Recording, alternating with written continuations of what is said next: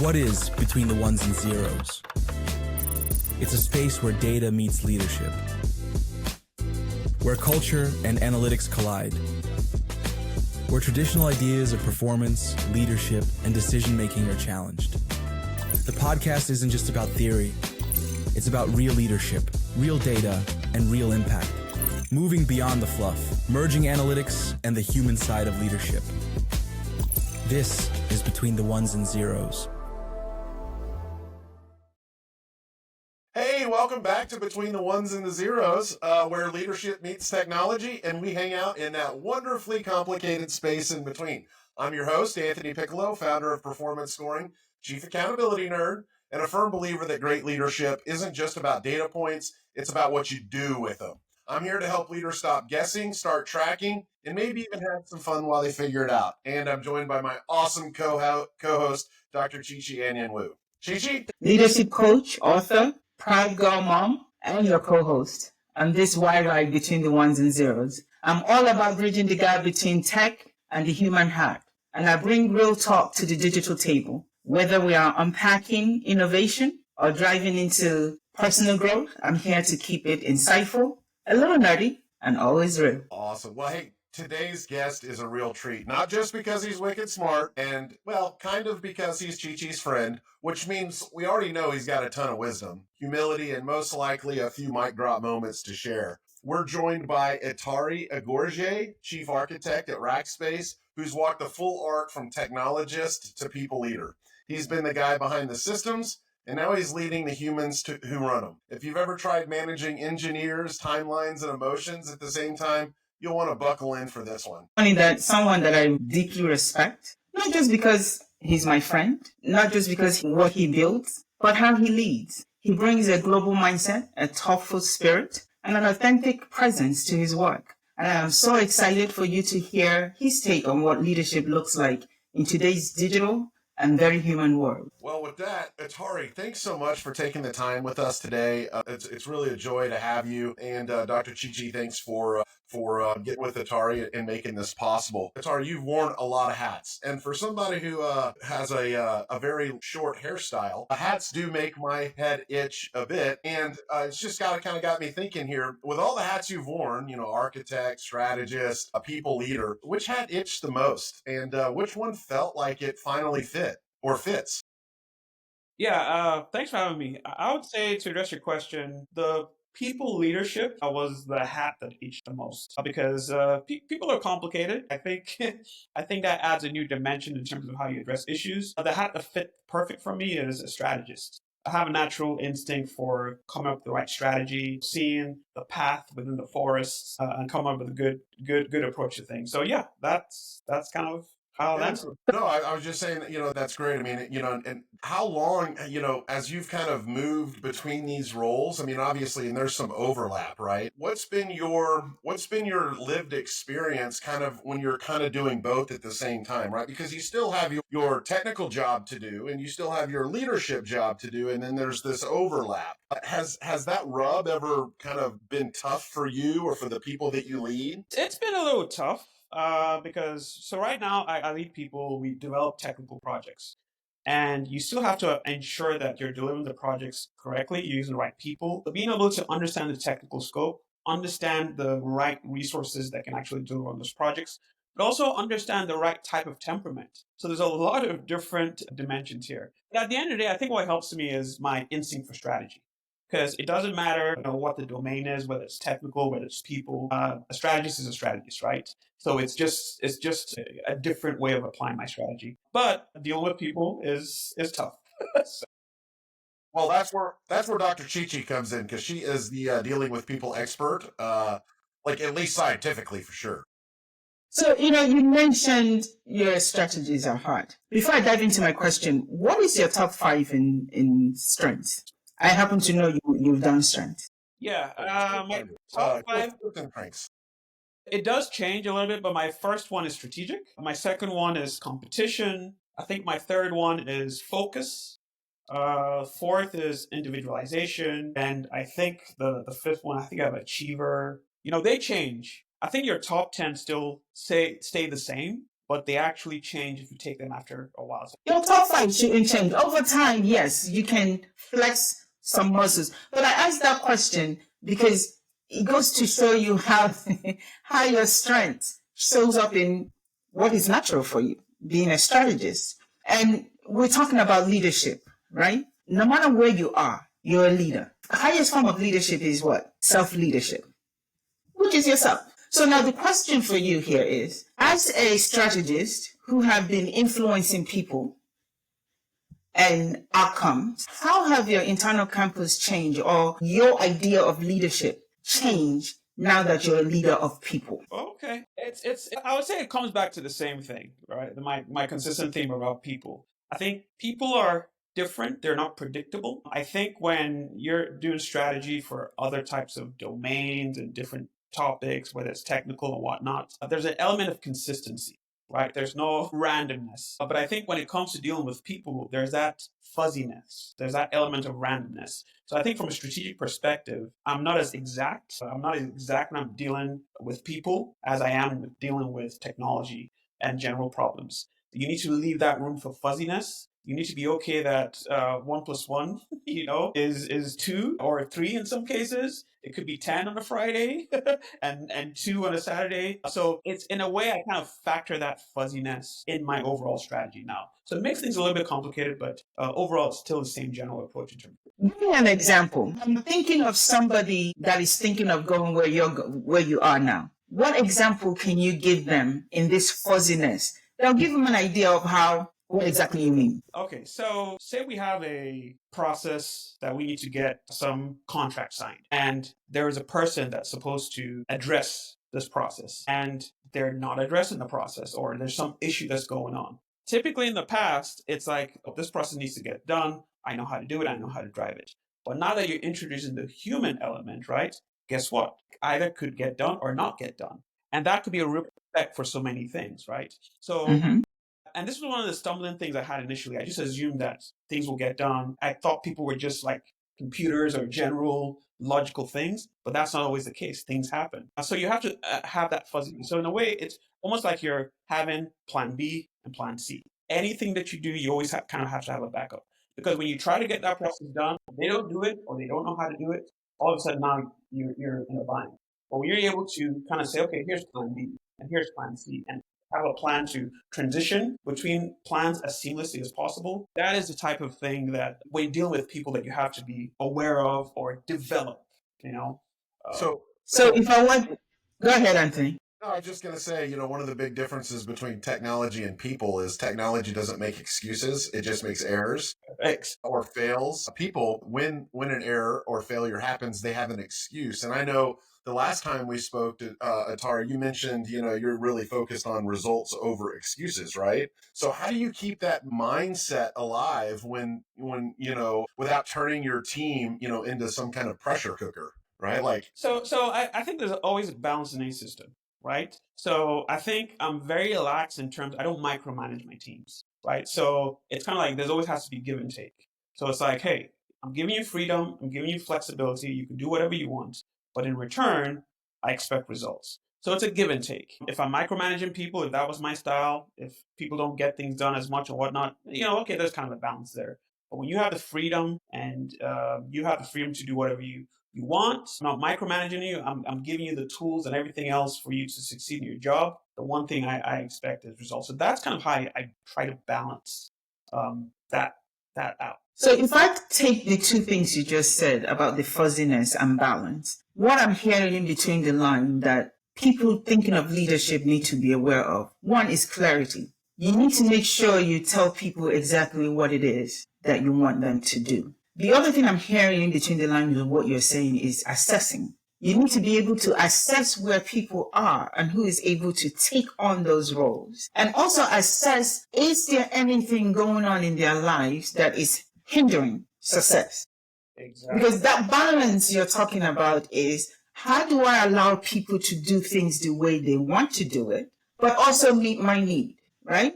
We still have a timeline to meet. And I am trusting your ability and I'm giving you soft leadership to do stuff, but I need it in this time. So it's striking that balance between clarity, assessment, and encouragement to make sure they stay on track. Exactly. And I never put anybody in a situation where they have to do something that they can't do.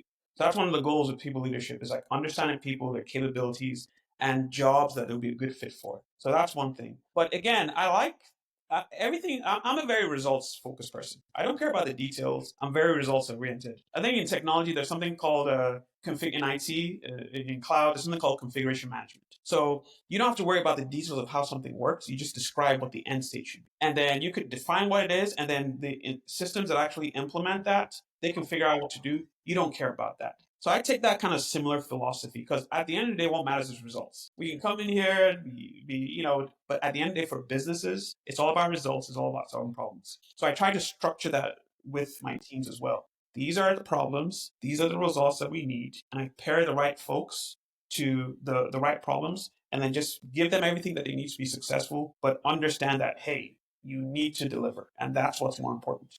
When you're trying to match, obviously you're trying to match your people to the projects, kind of like a puzzle, right? Mm-hmm. What are you looking for, Itari? Just knowing your management style, what are you looking for in your people beyond just skills and titles? That's a great question. I would say cultural fit is one thing because I lead a global team and there's different types of clients. They have different cultures. There are some clients that have a very, for example, enterprises. They have a very corporate culture, a lot of communications, a lot of formalities. So if I have somebody who knows how to do the work, but they're good at doing presentations, being very formal and corporate. Those are the type of people I will fit into that. There's some cultures that are more laid back. There's some cultures that allow experimentation. So it just varies. But culture, I think, is one of the key things. Well, so how do you make that leadership personal? Because that's one of the things a good leader is, right? We have a personal relationship with the people we lead. So, and Chichi, you've talked to me a lot about this over time, but Itari, how do you make your leadership personal when your team might only see you in a box on the screen, like our viewers are going to see us a little bit later? Great question. So what I do obviously is I try to have a lot of one-on-ones and I try to ensure that it's visual, that we can see each other because it makes a lot of difference. If you're just talking on the phone or you're using like Zoom or Teams without seeing the person, it's different. So I think that's one of the key things I do.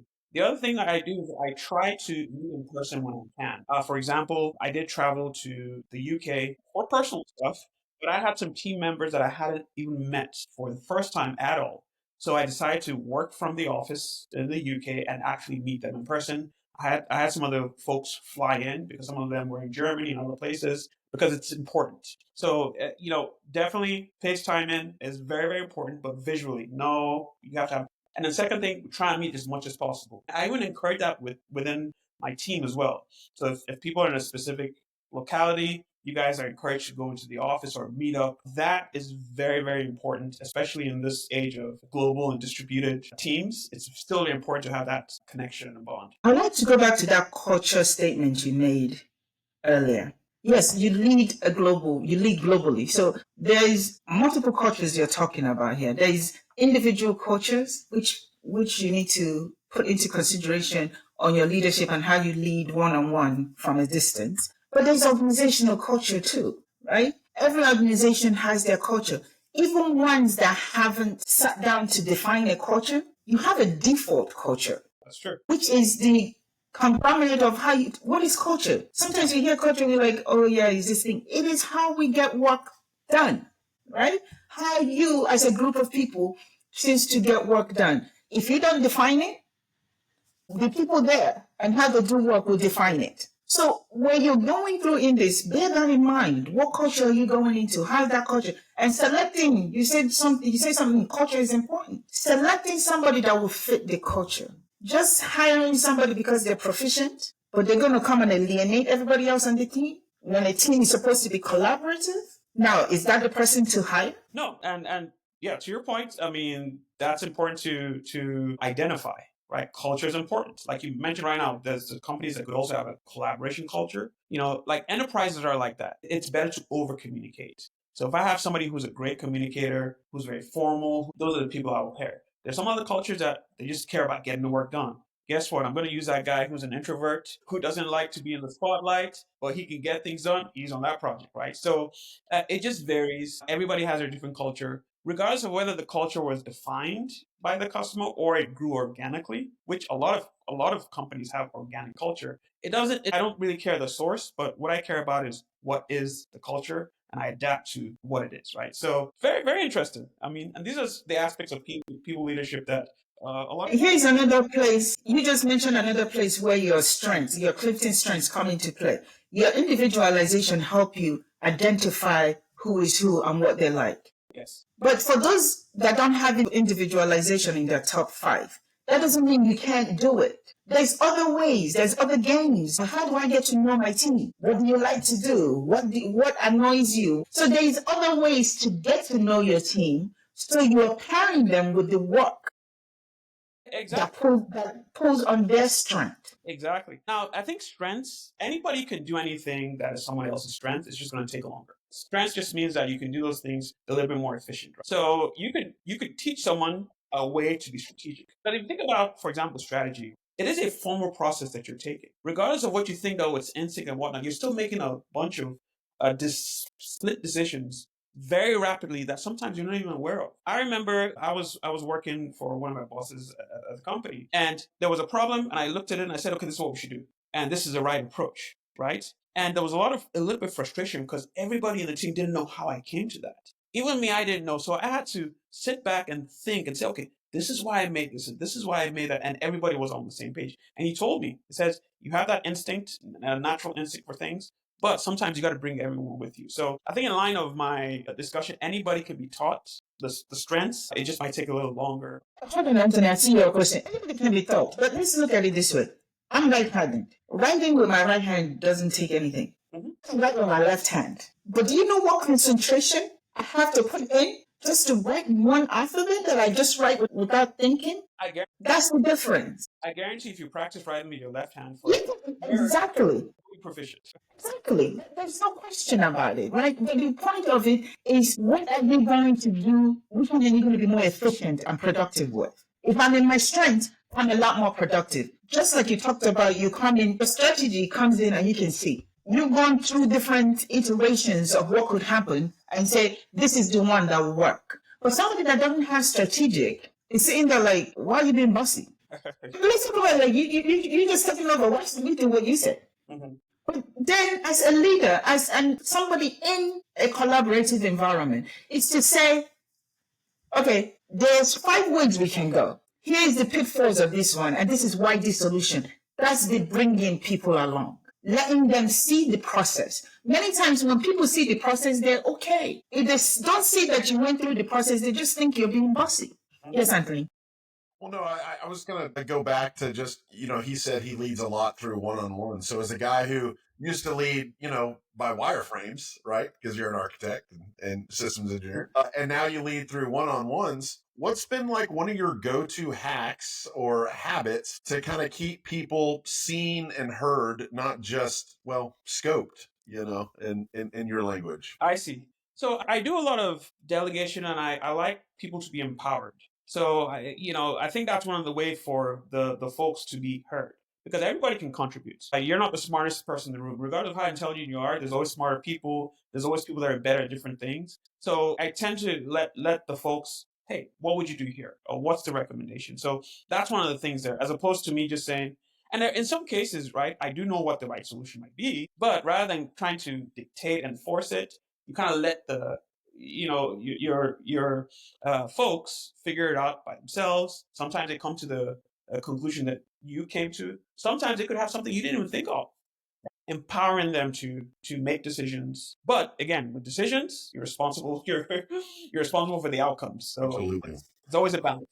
As the CEO of performance scoring, I've struggled here. I'm just like right now, quick to speak sometimes. And when you do that, especially with subordinates around, one, they'll give you the space to speak, and then you've already impacted everybody's kind of group thought by the leader speaking first. One of the hardest things for any leader to do is to sit back when they know the answer, or they believe that they know the answer, and let everyone conversate and throw out their ideas. I mean, I think, was it Simon Sinek talks a lot about this, about force yourself to be the last guy, if you're the leader, to speak. So that way everybody can get their full thoughts out unadulterated without having to feel like they need to conform to a leader's view or concept or strategy. Not all situations. Not all situations. Sometimes I crack the joke. I say sometimes dictatorships are necessary, right? There's sometimes where things are critical. We got to get it done. Sure. But there is no democracy. But, you have an idea, that group setting, and you start out with it first. It's kind of like an analogy I like to use is, you give birth to the baby and let people start trying to dress the baby up, as opposed to letting multiple people try to give birth to the baby. It's not a strong analogy, but you get the idea. So sometimes you have to, where you're going, you know what needs to be done, and you're setting the standard the foundation that people can build on top of. Because sometimes if you just let it open and this one has this idea, this one has that, you're getting pulled in all directions and you might not get to certain stage. So it's a balance, right? Sure. It depends on what stage you are in, right? There is a time for ideas, the ideation. There's a time where you're brainstorming, but there is time for solution. But here's the truth of it all when it comes to leadership. We talked about, Anthony, in the last episode, we talked about types. There's different frames and different timing calls for different leadership, right? If somebody is new to work, being directive and saying, go do this and here's how you do it is what you do it. If people is like where you like to be, hands off. More or less a fair leadership is when you know this is a professional and they've done it many times. This is what needs to be done. Go do it.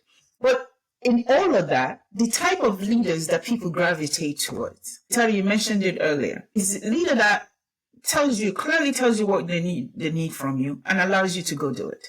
Because you hire these people because they have the skills to do their work. So now allow them to go do it.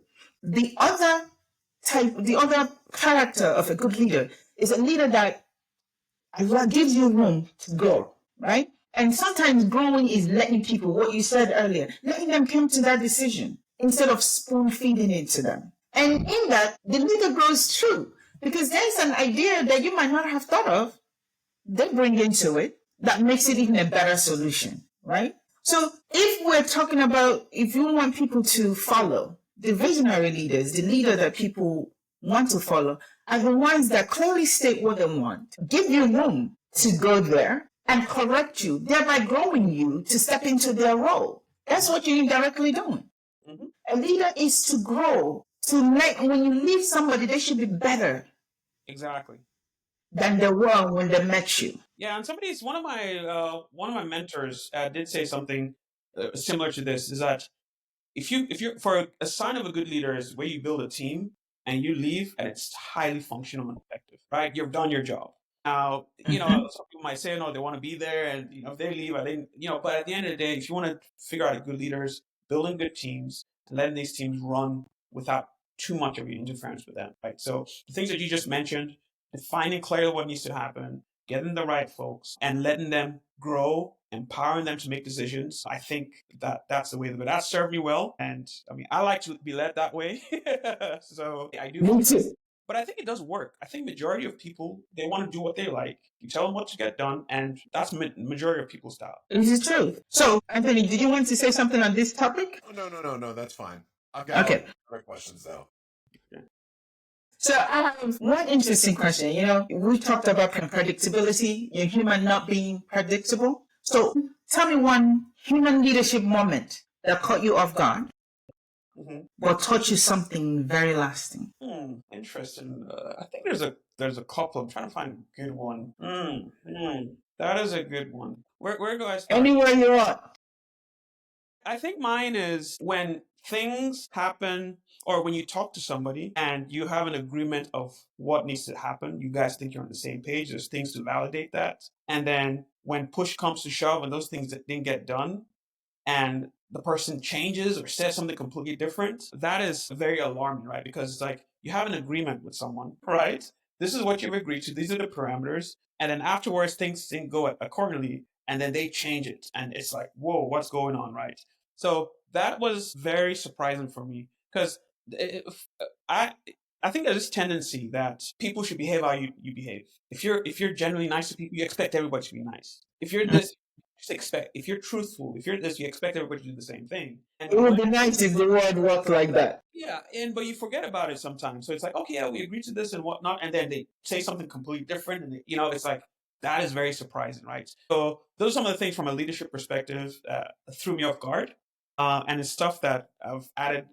Have contingencies for as part of my. So what did you learn from it, though? What I learned from it, people are not to be trusted. That's a jaded view, Itari. People are not to be trusted, and you still got to work with people. Yeah, true. Honestly, that's what you can't blindly trust in everyone. And you always have to have contingencies in place. Regardless, yeah. No, I was just going to say trust is one of those things you have to give before you can ever receive. It's kind of one of those tough things in life where it requires you to go out on a limb to receive it back. Chi-Chi, it sounds like you were going to. No, you just mentioned that trust thing. People really don't realize that it takes giving trust to get it. Now, imagine when somebody did something that is egregious. They know it, you know it, but you decide to trust them to do something. The good at heart will never want to break your heart again. And that's really the foundation of trust. But many a times, unfortunately, leaders want the trust without having to give it. That's right. And if you read the speed of trust, you gotta give to get. And as leaders, we need to learn to give trust. Not blindly give trust that is going to hurt you, but you start giving trust. And it's hard to do because, Chi-Chi, I saw a study, and I'm going to probably misquote this. No, I remember it. This was Gallup in 2023 State of the Global Workforce report. It's an annual report that they do. Only 1 in 5 employees strongly agree that they trust organizational leadership. Only 1 in 5 employees. So it's and it's already even you just said, kind of I don't trust it. It's like, what are the phrases? Trust but verify, right? There's all these like little, idioms and stuff that we can use. But it is such a hard thing to trust first, right? But the second you extend that olive branch of trust, you start to build a formative relationship, right? Because the second I know that Chi-Chi implicitly trusts me, now I'm a little bit more trusting in her choices as a leader, right? As somebody who's making a decision. So just the act, and it's free. This is one of the really interesting things about leadership. Trust is actually doesn't cost you a thing. Now it can end up costing you a lot, but in the first act of it, in the moment of me handing you my trust, right? It doesn't cost me anything. What it buys me is somewhat of a reciprocation down the road, right? Because you know that I have given you my trust. When we come to that crossroad in a week or a month, 2 months down the road, and I ask you to do something and it requires a little bit of faith, a little bit of trust, you can kind of trade that trust currency that I paid you earlier, right? And there's a little bit of a reciprocation game that plays. So trust is, as a leader, one of the most important things that you can provide your people. Yeah, but trust is earned. So, in my experience, right, I don't give people trust immediately, but I do give you the benefit of the doubt, and you have to earn my trust. It's more of, if somebody does something and they maybe mess up or something happens, I don't just say, I don't trust you, you can't do anything else. I give you the benefit of the doubt, but trust has to be earned. I'm not going to have somebody that I see what they do, and there's this very important project that's crazy and critical, and then I just put you in there and I trust you, I'm going to give trust, right? Let's talk about building it. You have to give it, right? What you call benefit of doubt. That you ask somebody that you don't know if they can do something or not. I said, I've seen you. I want you to do this. That's a level of trust in that. Trust, right? And go is trust. Hold on. There's a level of giving it. And when they prove it, that's when you say they've earned it. But the fact that you gave them the task to do is extension of trust. And going back to what Anthony said earlier about the Gallup report, if you start unpacking that, I know the report doesn't unpack it. If you unpack that, it's a transparency issue, right? leaders come and make decisions and say, we're going this way and this happened, but they're not bringing people along. There's no transparency. So people don't know. You see, Anthony did one thing. I'm the leader and I reacted this way to Anthony. You did the same thing or something similar and I react a different way. And I'm not saying why the difference is, right? So anybody else there is just filling the reason with their own neurosis or where they are from or what their issue is at that time. So do you see how given, just telling people, bringing people along and saying, this is the decision, this is how we came to the decision, to the extent that you can. It's not everything that you can share. And anybody that have been in leadership for a day can tell there's not every information that you want to share, but as much as you can share, bring it around. That's extending that olive branch of trust. Yeah, so I think we might be using different terminology, right? In terms of trust or benefit of the doubt, I do, in my career, my experience so far is that trust is earned. No matter what happens, you have to earn trust. I have to earn the trust of my workers, and they have to earn my trust. In terms of trust, I try to be as transparent as possible. I try to be fair. I try to do all those things, and they can see that, oh, here's my vision and here's what's going on. But from their point of view, I want to make sure that they can handle certain things first before I trust them with key important things. So that's how I look at it.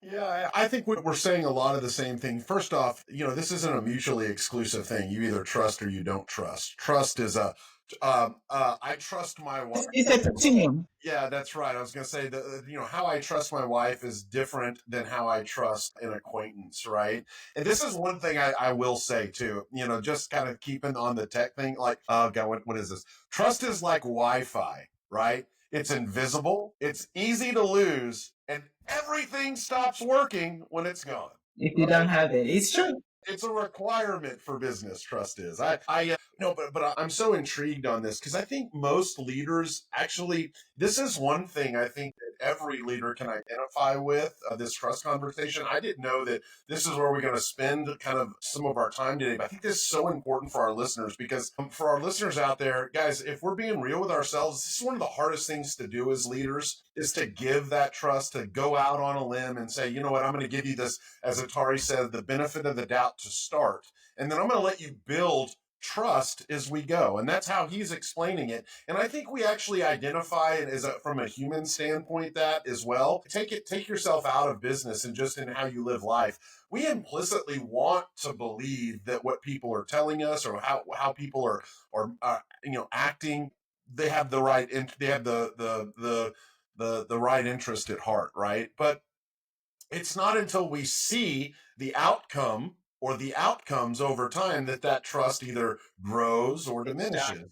But I think as leaders, we're all struggling because how much trust is required to start? How much trust? Because Itari, you just said something really interesting a minute ago. You said, well, I give them the benefit of the doubt. How much trust is the benefit of the doubt? I would argue that's actually a pretty good amount of trust, right? It is.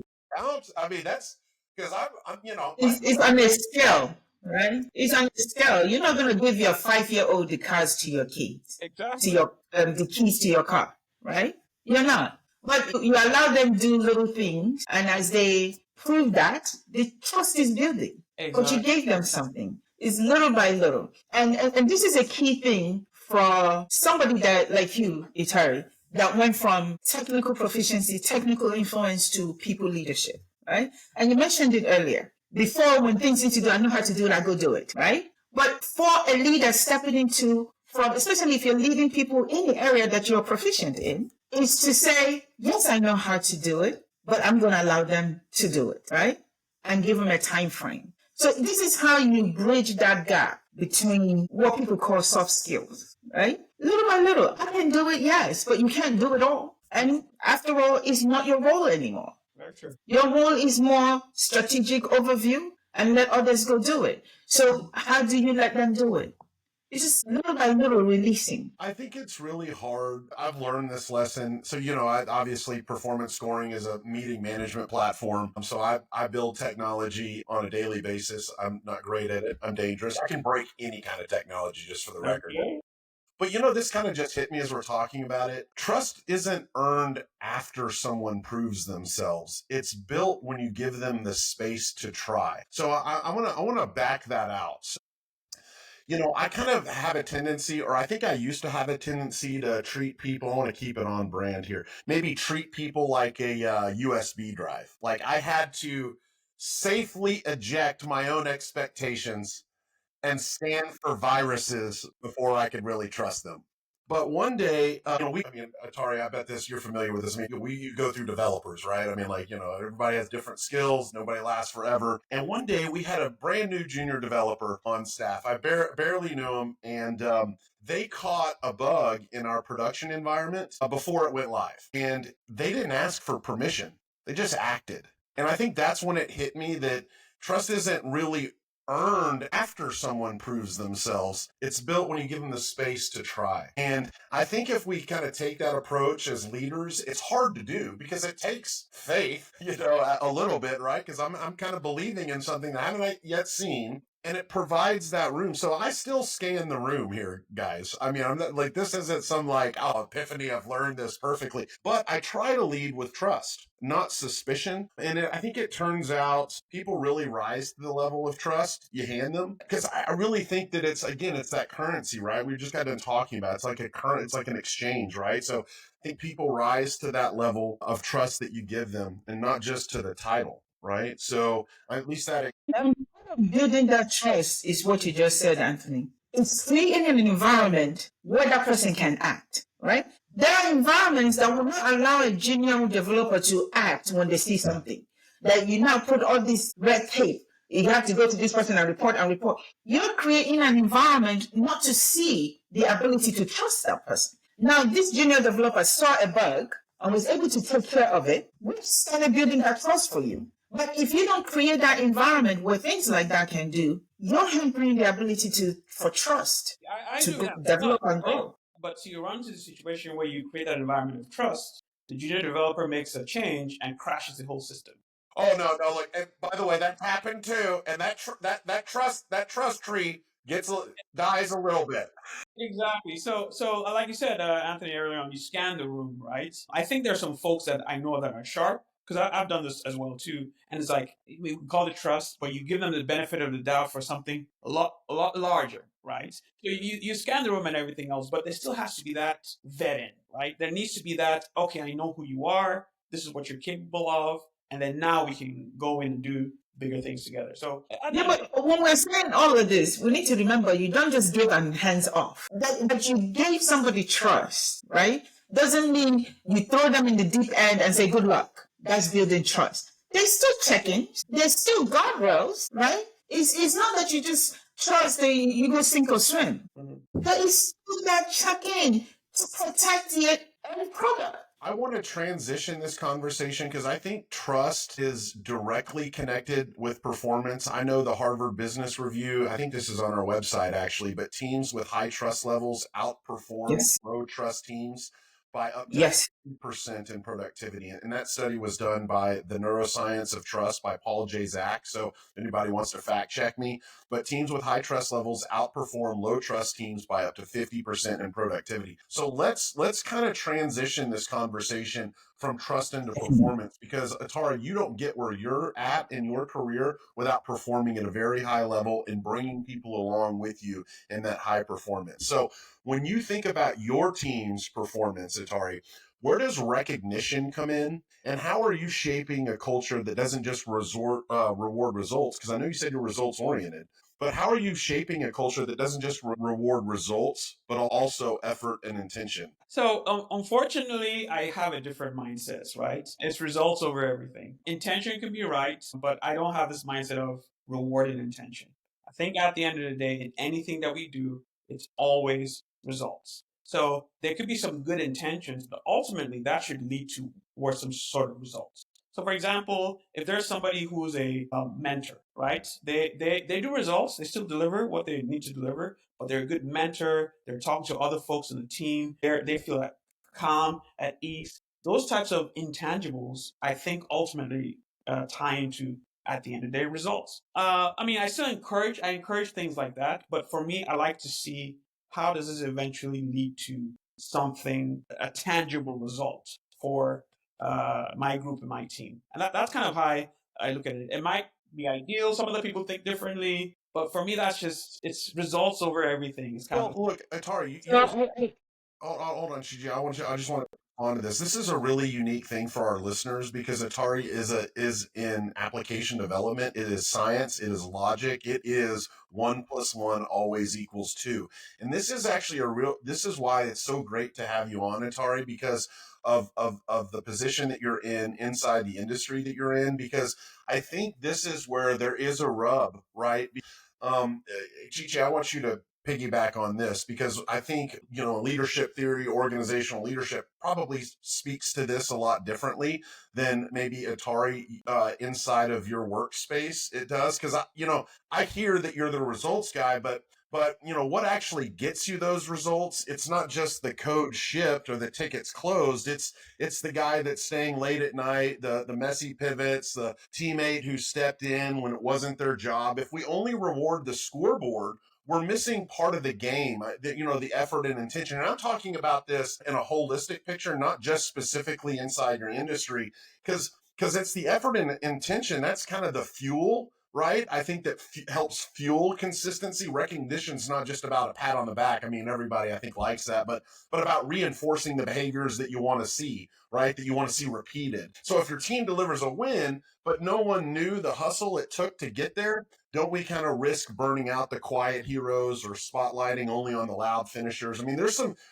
innate challenges, and I think this is where it's really great to have you on, Atari, because you're in such a binary position, right? It is mutually exclusive. It did work or it didn't work. The results, it makes perfect sense in you're in the space that you're in. But Chichi, I want to give you the mic here because I think this is what, like, there's a friction here, right? Like a natural one. I'm going to do something that people that know me will laugh at right now. Let's look at basketball. By the way, there is records for assists, right? They track how many assists somebody had. It didn't result in a goal and they didn't score, but they helped somebody else score, right? And they track that. So this is what we are looking at. Because it doesn't, like, if somebody didn't rebound the ball, catch it, and pass it off to where the opponents are not, and free somebody else to score, that score would never have happened, correct? It's true, but you guys have proven one of my points. At the end of the day... No, hold on, let me land. Okay. My point is the productivity, and my point is measuring all the things, right? Not excuses, not I should have, but I didn't. I meant to. That's not what we're talking about. It's people that saw something, picked it up, or saw something and spoke up and said, "Ooh, this," that made correct the code that went on to become productive on time or fixed an error. Finding ways to reward that, builds that, right? It creates that environment of trust that we're all in this together. Go ahead. You've been itching to say something. Yeah. I want to use the basketball analogy as well, too. So there are some folks that in a basketball game could run up and down a lot, run maybe 5 miles, 6 miles. We don't track that because running up and down 5 miles, 6 miles doesn't help the team, right? But the other things that you mentioned, assists, rebounds, all those things are kind of intangibles, but they still end up in scoring a point. It still ends up in everything else. So that's why those things are noticed. So like I mentioned early on, if somebody has the right intention of something, however, it leads to a result, in this case, using the basketball analogy, a goal, then yes, I reward that. I bring it up. I say, okay, this is good. But as long as we can see what they did and how it tied to an end goal. But if somebody has an intent and they're doing something, but there's no reward, like in a basketball game, you're running out for 6 miles, but it doesn't end up in anything, then why would I reward that? Good job. You've been running for 6 miles and wow. But they don't do that. So ultimately, the intangibles always lead to results somehow. That's kind of how I look at that. Well, I think it's important. I think you just kind of, one, you brought it back to your results kind of orientation. I think you're talking about leadership because it's on the scoreboard. Exactly. Assists are on the scoreboard, right? I mean, you see that right next to the points. So but this is where I still think it's unique is that, you're in the code either works or it doesn't. It doesn't matter how much work you spent on creating broken code. I know this in my own world as well. Now, there is something to be said for, I still believe there's something to be said for the effort and intention, but effort and intention isn't an outcome. So, Anthony, let me reword your original question a little bit. So the question is, Itari, what is in your scorecard for rewards? Great question. What are the things that you have on your scorecards that are not necessarily the score using basketball, but that are the intangibles that help the end goal, that is being measured, that helps motivate people to do more? Yeah, the contributing factors. Great question. I think positive attitude is one thing. You want somebody who's positive, somebody who is motivated. You need people that are motivated to get stuff done, because to me, that's half the. If you find somebody who's motivated to do work done, you'll be surprised at the amount of stuff that you can get in our team. So motivation, self-motivated, a positive attitude, a desire to help. I have folks on my team right now that they're working on so many different things, but you send them an email, they're responding to that. Can you help me with this? They're responding to that. So that willingness to help is another key thing. So those are the three I can think of right now. But all those three, if you think about it, it still ties into results somehow. But that was a good way to word the question, Chichi. Those are the three things that I reward. I love how this conversation has kind of naturally kind of come full circle. And with this, Itari, one of the things that we like to do when we end our episodes is, what is something that today's Itari would love to tell the Itari of 10 years ago, 15 years ago, 20 years ago about leadership that the young Itari didn't know? These are very thought-provoking questions. You need to be able to embrace the fuzz. That's what I would say. Embrace the fuzz. Back then, my leadership was more technical leadership and influence and was very exact. But with people leadership, it's a little bit fuzzy. So my advice is 1 + 1 doesn't always have to be 2. Sometimes it could be 3. It could be 4, depending on the context. And be willing to embrace the fuzz. I think. And the last question before we wrap up. What would you tell somebody considering following in your footsteps? What advice do you have to say, here are the things you need to prepare yourself for, and here are the things that if you don't get, you're going to fall on your face? Okay. Good question. I think you have to be patient. I think you have to learn how to listen. I think you need to learn how to know when to make tough decisions. Because I know there's this thought of servant leadership and just leadership by consensus every single time. But sometimes you have, as a good leader, you need to be decisive in certain occasions. And you need to, it's not that serious, know how to have fun with your team. You need to build an environment where people want to come to work and it's relaxed. And, so those are some of the things I would say are key. I love it. Well, Chichi, I think we're titling this episode "Embrace the Fuzz" because well, all right, friends, that's a wrap on today's episode of Between the Ones and the Zeros. A huge thanks to our guest Itari Ighoroje for sharing not just his experience but his honesty and intentionality. And as always, thank you to the brilliant Dr. Chichi, who keeps us thinking deeper and leading better. Today's conversation reminded us that leadership isn't about output. It's about trust, adaptability, and an understanding that people don't always follow the script, never follows the script. And that's okay. Whether you're new to leadership or deep in the trenches, these moments in between are where the real growth happens. That's right. Hey, guys, and if this conversation gave you something to think about, well, we hope it did, or laugh about, I know it did. Do us a favor, share it, subscribe it, hit the little bell in the top right if you're watching this on YouTube, and leave us a review. And if you want more episodes, notes, or to nominate a future guest, head over to BetweenTheOnesAndZeros.net. Until next time, lead with curiosity, listen with intention, and stay grounded in the stuff that really matters. We'll catch you next time Between the Ones and the Zeros. Thank you for being with us. Thanks for having me, guys. Thank you.